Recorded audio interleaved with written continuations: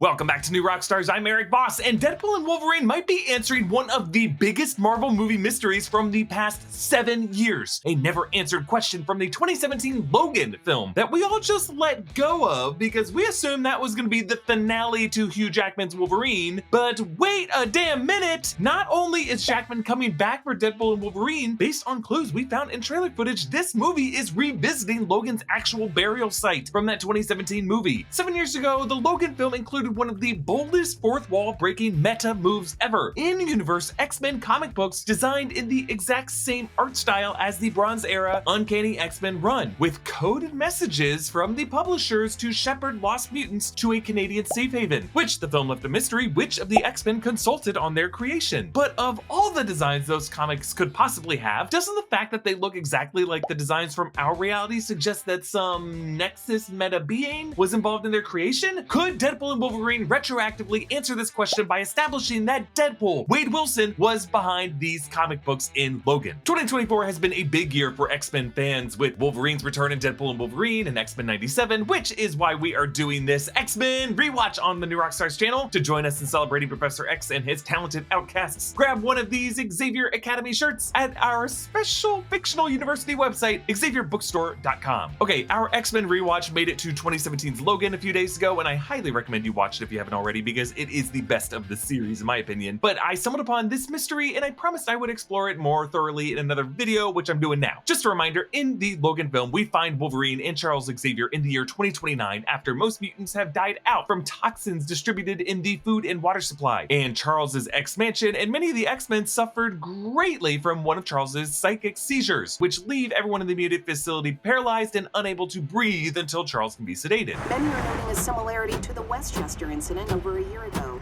that left over 600 injured and took the lives of 7 mutants, including several of the This Westchester incident resulted in the government categorizing Charles Xavier as a weapon of mass destruction, and Logan and Charles having to live off the grid, moving into an out-of-commission Chinese smelting plant in Mexico with the albino mutant tracker Caliban. Logan is back to using his birth name of James Howlett, working as a chauffeur, and both his and Charles's minds and bodies are deteriorating. In this gradually post-apocalyptic society, people drink tainted energy drinks called Hypno. U.S. agricultural production has been taken over by a company called Canewood. Shipping has been taken over by terrifying, murderous, self-driving semis run by a company called MAG. A company called Alkali Transigen ran genetic experiments in Mexico to use recovered DNA of famous mutants to fertilize young Mexican surrogate mothers, breeding the X-23 children as human weapons. Most of these kids, we can only speculate on who their DNA donors were based on their powers, like Delilah having ice breath could make her DNA come from Iceman, Tomas having pyrokinesis could make his father either Pyro or Sunspot, but 3 whom we know for sure from their paperwork are of course Laura, whose DNA donor was Wolverine, Richter, whose DNA donor was Dominic Petros, aka Avalanche, and Bobby, whose DNA donor was Christopher Bradley, aka Bolt. All these kids grew up idolizing the X-Men as celebrity figures in this 2029 society. Donald Pierce jokes that he was a fan of Wolverine, Bobby has a Wolverine action figure, and Laura has a collection of these X-Men comic books. Now, these comic books were commissioned by the director James Mangold as metafictional references, a concept that he pulled from movies like Unforgiven, where the character in the story has become a legendary folk figure within the written media of the world, and he spends the movie demythologizing that reputation. So for this movie, they created a total of 10 original comic books, written by longtime Marvel Comics writer Joe Quesada and illustrated by artist Dan Panosian. And the cover designs match the style of the 80s Bronze Age Uncanny X-Men run. We see 2 of these comic books in the actual film. The first, early on, in Laura and Gabriella's motel room, the cover depicting Colossus throwing Wolverine in the iconic fastball special maneuver that we saw in X-Men The Last Stand. The second, Logan looks further into when he's in the Harrah's Hotel Casino in Oklahoma City, and this cover depicts the Pteranodon mutant Sauron from the Savage Land, and the other side depicts Charles, Jean Grey, Cyclops, Logan, and Colossus at a funeral with the title Death of a Mutant. Inside this issue, we see Charles leading the mutants through a canyon pass to a refuge called Eden with the same name and coordinates as the ones Gabriella and Laura were following and gave to Logan to get to the Canadian border. While Eden doesn't look exactly as it does in the comic art when they get there, the canyon terrain does when Logan and Laura get there, confirming the art in this book to be based on reality, and that whoever made this comic in the world of the movie was using comic books to send a message out to young mutant readers to find their way to this real life sanctuary. That's why it's such a big deal, because yeah, you could say that we've seen comics in comic movies before, like Captain America #1 and 2011's Captain America the First Avenger, and the Captain Marvel comics on Kamala Khan's shirt in the Marvels, but those just did not play as significant a of a role in the plot as comics do in 2017's Logan. And the question over who wrote these comics in Logan was not such a big of a deal. When Logan looks at the credits of who wrote this book, you can see written by Jay Davis and editor-in-chief Jay Banco, but Logan tells Laura and Charles in the hotel that these comics came from one of the X-Men that he knew. You do know they're all bullshit, right?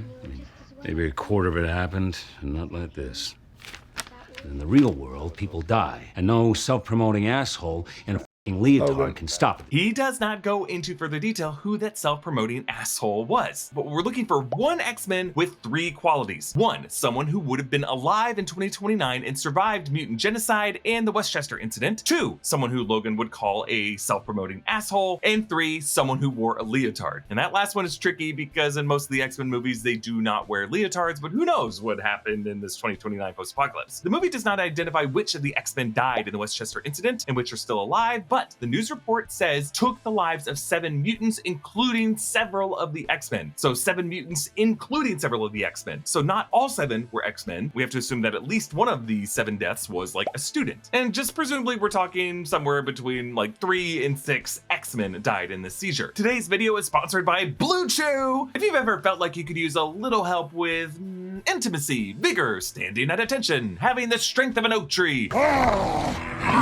choose whatever euphemism you like, Blue Chew can help. Blue Chew is a unique online service that delivers the same active ingredients as Viagra, Cialis, and Levitra, but in chewable tablets and at a fraction of the cost. You can take them anytime, day or night. That way you can plan ahead or be ready for whenever an opportunity arises. It's super easy to do. Just sign up at bluechew.com, consult with one of their licensed medical providers, and once you're approved, you'll receive your prescription within days. And it's all done online. That means no visits to the doctor's office, no awkward conversations, and no waiting in line at the pharmacy. Blue Chew's tablets are made in the USA and prepared and shipped direct to your door in a discreet package. If you're skeptical or don't think that you need it, try it free for a month and see. Blue Chew wants to help you have better sex. Discover your options at bluechew.com. Chew it and do it. And we've got a special deal for our audience. Try Blue Chew free when you use our promo code New Rockstars at checkout. Just pay $5 shipping. That's bluechew.com, promo code New Rockstars to receive your first month free. Visit bluechew.com for more details and important safety information, and we thank Blue Chew for sponsoring our channel.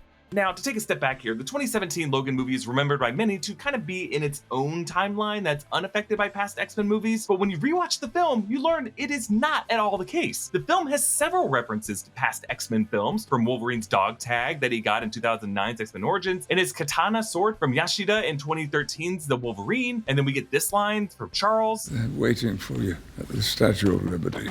When I found you, you were pursuing a career as a cage fighter, a warm capper to a life as an assassin, hooked on barbiturates.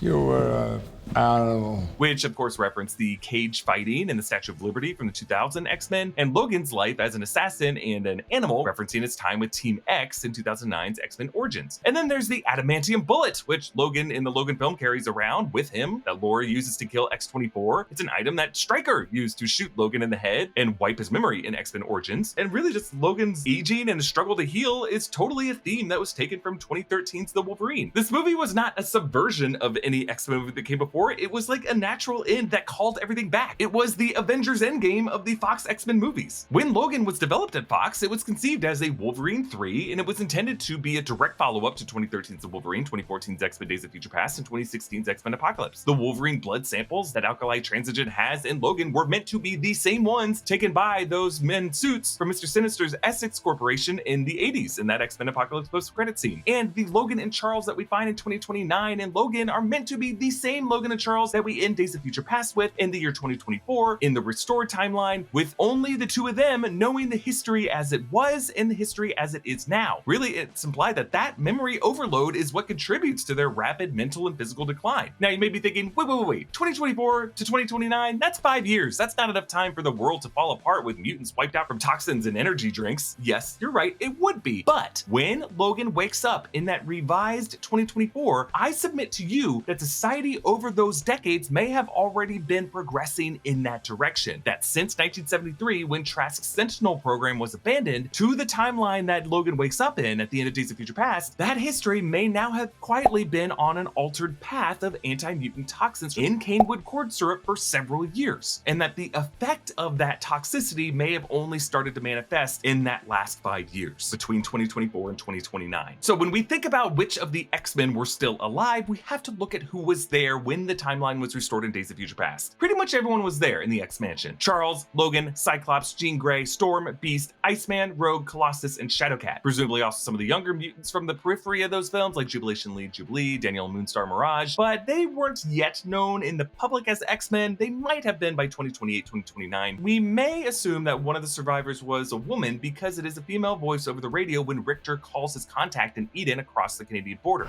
Yes, between noon and 5, satellites are blind then. Now, that voice in particular doesn't have to be one of the X-Men. It could be anyone working to help mutants get to Eden in Canada. But I did detect a bit of an accent in that voice, and they're talking about like weather patterns and satellite visibility, so I am just going to assume that Aurora Monroe was one of the survivors, even though Halle Berry did drop her attempt at a Kenyan accent between X1 and X2. Logan, you can't do this alone. I also think that Jean Grey would have survived the Westchester incident, as she's a powerful Omega level mutant, and I just believe that her powerful mind would have withstood one of Charles's seizures. As for someone whom Logan would call a self-promoting asshole, I don't think he's talking about any of the women. It sounds like he's talking about one of the guys. Scott Summers Cyclops, Bobby Drake Iceman, Hank McCoy Beast, or Peter Rasputin Colossus. But perhaps the biggest asshole to Wolverine would be Wade Wilson. So let's entertain this theory that the self-promoting asshole in a leotard could be some version of Wade Wilson Deadpool. Asshole was a term that Hugh Jackman actually used to describe Deadpool after the Deadpool 3 trailer came out. While Deadpool's suit in the 2016 and 2018 movies aren't necessarily leotards per se, they are more colorful and they're all one piece compared to the X-Men uniforms for the Jackman films. But really, we just have to think about the fact that Deadpool is a meta character. He can break the fourth wall. He knows that these characters exist in comic book movies and series, and that they come from print comic books. Deadpool 3 is gonna embrace this meta relationship with reality, with a TVA including footage from the real world of his Welcome to Wrexham Emmy acceptance speech, and already we're seeing an appearance from an actual 2015 Secret Wars comic book in the trailer. So yes, in 2029, the world of Logan, with hypno energy drinks and murderous self-driving trucks, there could be a self-promoting asshole Wade Wilson Deadpool cashing in on X-Men comics and merch, while actually putting codes in those comic books to help kids find their way to which country? Canada! I mean, save the kids is something that was important to Wade and Deadpool 2. It wouldn't be the craziest reveal, especially when you consider that the version of Wade Wilson that Logan would know from Team X and X-Men Origins was not intended to be the final form of the character. The reason he looked like that, according to the film's designers, was to create a transitional pre-Deadpool form who would be disfigured and then have his mouth torn open in the post-credit scene.